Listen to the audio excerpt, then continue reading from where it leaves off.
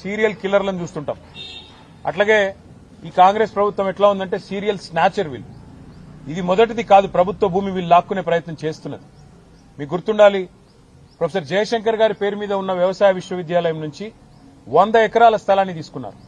అక్కడ విద్యార్థులు మొత్తం పోరాటం చేసినా, ఆందోళన చేసినా వారి ఉద్యమాన్ని అణిచివేసి 100 ఎకరాలు తీసుకుని అక్కడ హైకోర్టు కడతామని చెప్పి ప్రభుత్వం వారు ఆనాడు కూడా స్వాధీనం చేసుకున్నారు.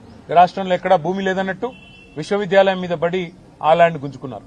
ఆ తర్వాత హైదరాబాద్ సెంట్రల్ యూనివర్సిటీలో కూడా ఇదే రకమైన రియల్ ఎస్టేట్ దందా, ఇదే రకమైన రియల్ ఎస్టేట్ వ్యాపారం అక్కడ కూడా చేసే ప్రయత్నం చేసి 400 ఎకరాలు అక్కడ మరి యూనివర్సిటీ భూమిని కూడా తీసుకునే ప్రయత్నం చేస్తే చివరికి సుప్రీంకోర్టు చీఫ్ జస్టిస్ ఆయన స్వయంగా బీఆర్ గవాయి గారు, ఆయన గ్రీన్ బెంచ్ కూడా ఆయనే చూస్తారు కాబట్టి సువమోటోగా ఆయన తీసుకొని ఆదేశాలు ఇచ్చేదాకా వీళ్ళు ఇక్కడ రాష్ట్ర ప్రభుత్వం పట్టించుకోలేదు, కేంద్ర ప్రభుత్వం కూడా పట్టించుకోలేదు.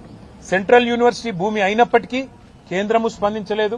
ఇక్కడ రాష్ట్రం అయితే ఒక రియల్ ఎస్టేట్ బ్రోకర్ చేతిలో ఉంది కాబట్టి రాష్ట్రం ఎట్లాగూ వాళ్లే హరాస్మెంట్ చేస్తున్నారు కాబట్టి వాళ్ళు స్వయంగా పట్టించుకోలేదు.